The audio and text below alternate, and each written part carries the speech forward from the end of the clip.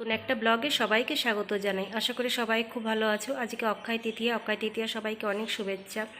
এই সিজাকে বাসে তুলে দিয়ে আসলাম, তুলে দিয়ে কিছুক্ষণ বসে তারপর 1 কাপ চা নিয়ে বসেছি আর সঙ্গে 2টো টোস্ট বিস্কুট।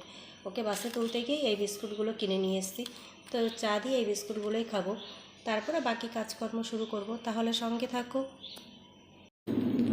আমন্ড আনিয়েছি আর এখানটায় কাজু আনিয়েছি সিজার বাবাকে দিয়ে, মানে এইগুলো আমি সিজাকে খাওয়াবো। এমনিতে আমন্ড কাজু খাওয়াই, কিন্তু এত ঝামেলা করে খেতে, সেই কতক্ষণ আগে ভিজিয়ে রাখি, তারপরে মুখের কাছে নিয়ে খা খা খা বলতে হয়, মুখের মধ্যে ঢুকিয়ে দিতে হয়।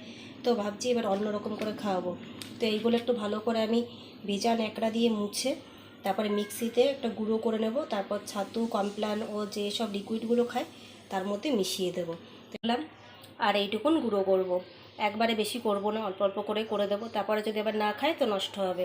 এমনিতে আমন্ড কাজুর এত দাম, তো একদমই নষ্ট করা ঠিক হবে না, ওই জন্য অল্প অল্প করেই করব। আর এইগুলো যে কৌটায় করে ঢাকনা আটকিয়ে রেখে দিই, তো অনেক দিন পর্যন্ত ভালো থাকবে। আর যখন ওয়েদারটা ঠিক হবে, মানে আবার রোদ টোদ বেরোবে, তখন একদিন রোদ দিয়ে দেবো। 2 রকম বাদাম আমি গুঁড়ো করে নিয়েছি, দেখো একদম পুরো গুঁড়ো হয়ে গেছে। এবার একটা এয়ারটাইট কন্টেনারে আটকিয়ে রাখবো, তারপরে যখন ছাতু বা কমপ্লান করব তখন তার মধ্যে 1 চামচ করে দিয়ে দেবো, আর বুঝতেও পারবে না, আর ওসব চিল্লামিল্লিরও কোনো ব্যাপার নেই। তো দেখো, তো এরকম করে তোমরা দেখো একটা কৌটার মধ্যে এরকমভাবে রেখে দিলাম, যখন লাগবে তখন 1 চামচ করে বের করে দেবো। এই দেখো।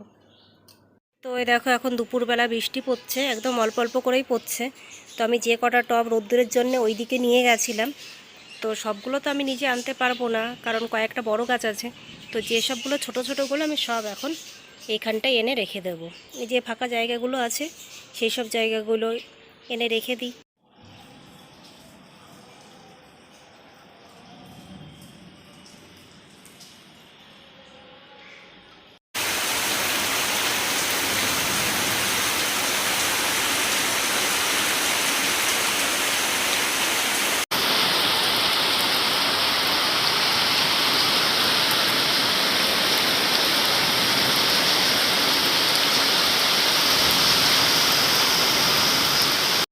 এখন সন্ধ্যা 7টা, তো আমি রান্নাঘরে চলে এসেছি।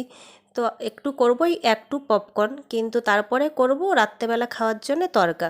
তো আমি তরকার ডালটা ভিজিয়ে রেখেছিলাম দুপুরবেলায়, আর অনেকগুলো পেঁয়াজ কেটে নিয়েছিলাম কুচি কুচি করে কেটে, অনেকগুলো টমেটোও কেটে নিয়েছিলাম কুচি কুচি করে কেটে, আর রসুন ছাড়িয়ে নিয়েছি, আদা কেটে নিয়েছি, কাঁচা লঙ্কা পাশে রেখেছি। আর আজকে তরকারির মধ্যে দেবো একটু ছোলার ডাল, তো ছোলার ডালটাও তখন ভিজিয়ে রেখেছিলাম। তো এই সব কিছু আস্তে আস্তে করে পরপর করে করতে থাকবো। তো তার আগে এই একটু পপকর্নটা করে নেব, এটা অনেক দিন ধরেই ঘরে রয়েছে, তো করাই হয় না, তো ভাবলাম যে আজকে করে নিই। এটা করার পরে তারপরে তরকারিটা করতে থাকবো। তো একটু পপকর্ন করা কিন্তু খুবই সহজ। প্যাকেট কেটে প্রেশার কুকারে দিয়ে দাও, ঢাকনা না আটকেই দিয়ে দাও, দেখবে ভিতরে পটপট করে আওয়াজ হবে, তো হলেই বুঝতে পারবে যে হয়ে গেছে। তো দেখো একদম মানে কয়েক সেকেন্ডের মধ্যে হয়ে যায়। আর আমি এর মধ্যে দিয়েছিলাম একটুখানি শুকনো লঙ্কার গুঁড়ো, তো তাতে টেস্টটাও খুব ভালো আসে। তো হয়ে গেছে, বাটিতে ঢেলে নিয়েছি। তো এরপর আমি ওই প্রেশার কুকারেই তরকার ডালটা সিদ্ধ করে নিচ্ছি। আর বেশ অনেকটাই তরকার ডাল, তো দুপুরবেলা ভিজিয়েছিলাম বলে অনেকটাই ফুলে আরও বেশি হয়ে গেছে। তো ডালটা খুব ভালো করে আমি জল দিয়ে ধুয়ে নিয়েছিলাম।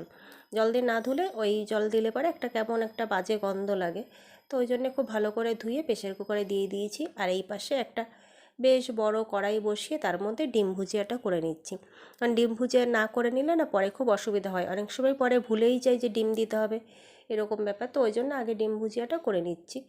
তারপরে ওই কড়াইতেই আরও বেশি করে তেল দিয়ে তার মধ্যে পেঁয়াজ কুচিগুলো দিয়ে দিলাম। তো পেঁয়াজ ভাজা হতে হতেই কিন্তু তরকার ডাল ছোলার ডাল সব সিদ্ধ হয়ে যাবে, কারণ পেঁয়াজ ভাজাটা হতে অনেকটা সময় লাগবে। তো তার জন্য আমি এর মধ্যে একটুখানি নুন দিয়ে দেবো, তো তাহলে কিছুটা তাড়াতাড়ি করে সিদ্ধ হবে।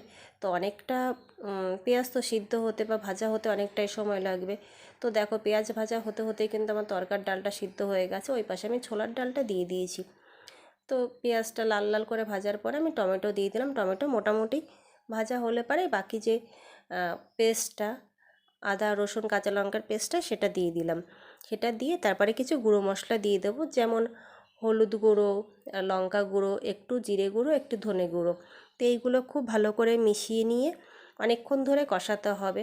আসলে রান্নাটা সেরকম কিছুই না, কিন্তু একটু ধৈর্য ধরে কষানোর ব্যাপার এই আর কি। খুব ভালো করেই কষাতে হবে। তো এখন আমি নর্মাল যে লঙ্কার গুঁড়ো সেটা দিচ্ছি, আর কাশ্মীরি লঙ্কার গুঁড়ো সেটা আমি পরে দেবো। তো এই সব মশলাগুলো নিয়ে অনেকক্ষণ ধরে বেশ ভালো করে কষাতে হবে, যতক্ষণ না খুব ভালো করে তেল ছেড়ে দেবে ততক্ষণ পর্যন্ত কষাতে হবে। কারণ ডালটা দেওয়ার পরে যখন তরকার ডাল বা ছোলার ডাল এর মধ্যে পড়বে, তখন আর সব কিছু বেশিটাই জল হয়ে যাবে, তখন আর কোনো কষানো যাবে না, মানে সেই কাঁচা গন্ধটা তখন থেকেই যাবে। ওই জন্যে কাঁচা গন্ধটা খুব ভালো করে এখন ছাড়িয়ে নিতে হবে।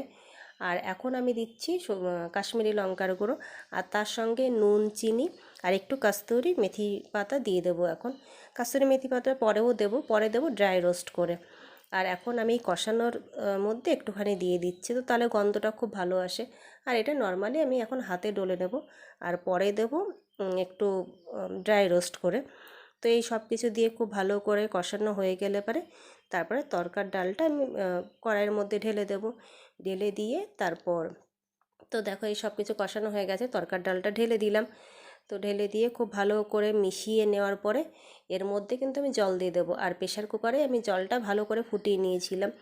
তো তোমাদের যতটা প্রয়োজন তার থেকে বেশি জল দিতে হবে, নাহলে পরে একদম পুরো শুকিয়ে যায়। আসলে ডাল জিনিস তো ওই জন্যে বেশি শুকিয়ে যায়। তো এবার জল দিয়ে, ডিম দিয়ে আর একটু কাস্তুরি মেথি পাতা দিয়ে সুন্দর করে মিশিয়ে নিলে পরে হয়ে যাবে তরকা। তো ভিডিওটা কেমন লাগলো অবশ্যই জানিয়ে, ভালো লাগলে লাইক, কমেন্ট, শেয়ার করে দেবো। টাটা।